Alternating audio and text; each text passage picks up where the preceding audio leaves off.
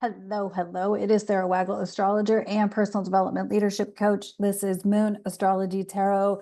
Before I dive in, we're heading at the end of August, so the Aquarius experiment videos will be ending, but check the community section here on YouTube or follow me on Instagram at Sara Waggle for what I'm going to be shifting that into for the month of September. So there's that. Okay, so, and of course, if you want to buy me a coffee and support my channel, that would be fantastic. Share my videos, like my videos, drop me a comment, even if it's just to say hi. That supports my channel growth. I'm at about 325 subscribers. I've been hovering in the 320s for a while, but I would really like to grow this channel and just keep broadening and expanding and whatnot. And so all of those things. Of course, you can catch me on the Hearts Unleashed podcast, where I was a guest talking about breaking up with your victimhood. That link is below. What else is below? Sign up for my newsletter that comes out every Sunday, where I've been talking about how I incorporated astrology into my already coaching personal development work. And the Aquarius experiment is sort of like a merge of that, but the newsletter content currently is talking about how I made that adjustment. Okay, so Moon in Leo, this is August 30th through September 1st, balsamic darkening moon, because we're heading into a new moon in Virgo on the 2nd. But yet we're about to, woo, oh my goodness, September is going to be a ride. And we talked about this way back in, February during Aquarius season, Pisces season, when all of the personal planets were with the outer planets, when they conjuncted Pluto, conjuncted Saturn, conjuncted Neptune, conjuncted Chiron. Now we're on the other side of the zodiac. So they're making all of the oppositions and the squares and the T-squares and all of the things, right? So as these planets are moving through, as they're moving through Virgo, they're opposing Saturn, opposing Neptune. Now those planets are also, the outer planets are also in retrograde. So that's adding to the mix of energies, shift and change and doing all the things. So if you're feeling like this is one motherfucking wild ride, it is. It is absolutely, because these outer planets that are in latter degrees of signs will be moving into early degrees of the next sign come 2025. So we will have Neptune move into Aries, Saturn move into Aries, Uranus move into Gemini, and Jupiter make his annual transition to a new sign from Gemini to Cancer. So we're going to have a lot of new energy come 2025 and even at the end of this year. But to get there, we have to let go of a lot of shit and a lot of programming and a lot of conditioning and a lot of stuff that we've been taught to believe that maybe is or isn't true. And who knows what's even true. And so connecting with yourself is a good way to make the discernment of what's actually true. Use your critical thinking skills, use your gut, all of those things. And Virgo ruling the gut is a good place to start. So if you have Virgo placements, if you are a Virgo sun or Virgo rising, and have a lot of Virgo going on, then you may be feeling this in your digestive system hardcore, no joke. So pay attention to what you're eating, drinking, information you're consuming, all of the consuming things. Okay, so this moon in Leo, balsamic moon, darkening moon, heading to a new moon in Virgo. But Pluto, just before this moon leaves Leo, Pluto will move back into Capricorn, 29 degrees Capricorn, from September 1st through November 19th, so just past the US election. Pluto will be at 29 degrees Capricorn. This is the last hurrah of Pluto in Capricorn. This is a big deal because Pluto's been in Capricorn since 2008. So we've had a couple of tastes of Pluto in Aquarius. And now Pluto, which is death and rebirth, it's transformation. It's a co-ruler of Scorpio. It really means business in this last degree of Capricorn. So unfortunately, it's not unlike a personal transformation when we're talking about all humans transform, or all systems, structures, authorities, leadership, when we talk about that level of transformation, you've got to see the dark, ugly, shadowy stuff, right? You can't transform that which you are unwilling to acknowledge. So we have to see stuff that we maybe don't want to see. And all of us has a blind spot. All of us has something we're unwilling to see. We're unwilling to be made aware of. We have cognitive dissonance. We don't want to believe it. Think about it. If you have a favorite celebrity or a favorite person or a favorite company that you support, that you love, that you're like, oh, they're this, that, the other thing. And you go on and on with this pedestal level story of admiration towards this person, place, thing, company, whatever. And then you find out that, oh, actually they are money laundering, right? Or they are, and I say that with, with a smile, with a snicker, but really, I mean it, like, you find out that there is something in their company policy that makes you go, why the fuck am I supporting that company? Why am I supporting what they're up to? Why am I supporting that organization? It says it's doing this, but it's actually doing that. This is cognitive dissonance. We don't want to believe that this could be real. We don't want to be with it. So it makes it challenging to digest that information as we are being exposed to it. So that's Pluto in Capricorn for the next 11 weeks. One last, and pay attention to the Pluto house, or the Pluto house, the Capricorn house in your natal chart. So naturally, I am shifting from video content. I'll still do these videos, but the Aquarius experiment, shifting from a video presentation to a written presentation. Pluto's shifting from my 4th house back to my 3rd house.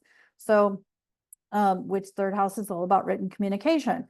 And so that's just a nugget of that, right? So, so as we get into September and this Leo moon and this darkening moon, you're really going to be wanting to introspect and really see where the shifts, transformations, changes, alchemies have shown up in your world.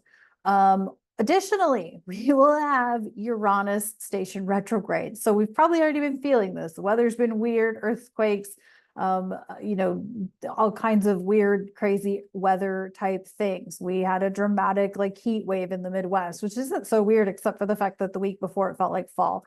Now we're back to summer ridiculousness.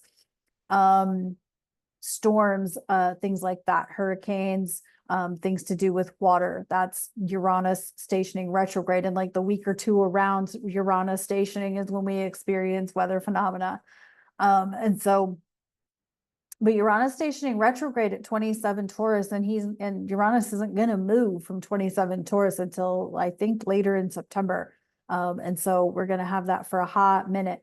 So crazy things still happening. Mercury has stationed direct, so he will pass back through the Uranus, the Chiron trine, the Uranus square, and all of those things before he moves back into Virgo. So there's a lot going on with the planets. That means there's a lot going on energetically. As above, so below. If it's happening up there, it's happening down here in our personal lives, in the communities we're involved in the groups we're involved in, and all the things in between. So really take the time and space to be there for yourself, to feel into being compassionate towards others.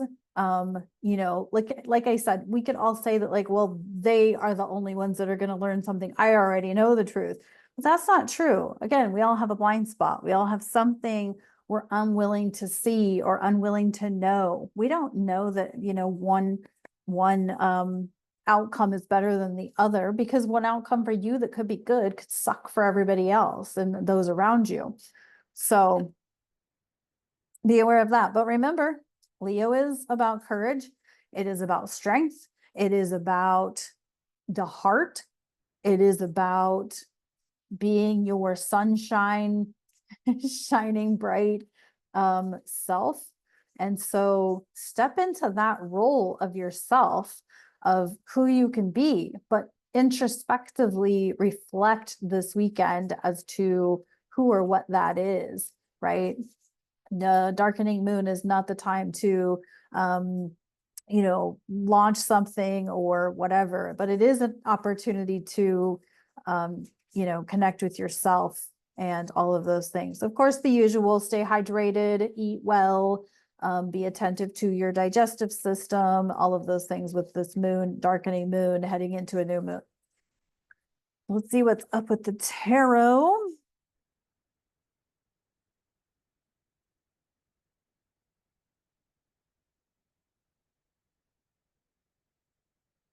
And we're back to the Queen of Starships in reverse. Yeah, emotional instability is for real. I mean, you know, allow yourself to process the emotions. Slow the hell down and process the emotions. People are going to be emotionally erratic. No joke. No joke. As Pluto makes his move back into Capricorn, we've got 11 weeks of potential, you know, truth bomb central. We have 11 weeks of Pluto opposing Cancer. And then we will also have Mars coming into Cancer. So we're going to have Mars aspecting Pluto or opposing Pluto at some point down the line. So this shit's going to get crazy. So be attentive to your emotions, be attentive to other people's emotions. Know that you don't know what someone else is experiencing in their world with everything that's going on. And so there's a layer of compassion that can come along with this. So let's see what's up with the angel.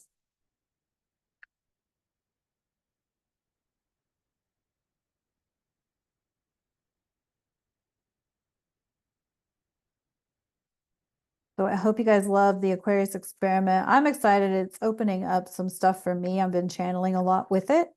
And so I'm excited to see where it takes me from there. Of course, if you want to work with me, get a reading with me, if you've enjoyed the Aquarius experiment and it's opened up something for you that you want to know your astrology about, or just work with me as a coach about, we can definitely do that. Okay, we got the number 4 card, which is the Emperor. This is Archangel Michael.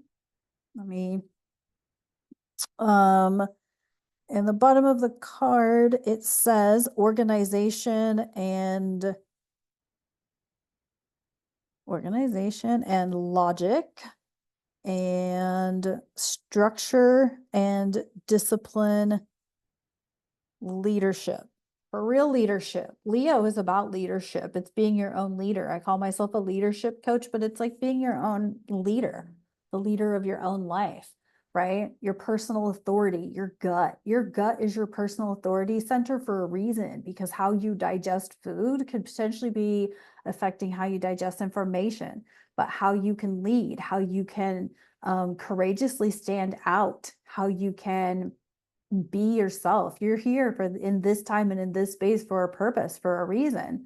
And so, you know, yeah, there could be a portion of that that's like hiding and being a hermit, but that's not really what we're here to do. We're all here to be a part of a community. We're here to be a part of the collective. So keep that in mind as we move through this darkening moon in Leo. All right, that's what I got for this moon in Leo. I will talk to you on the next video. Bye for now.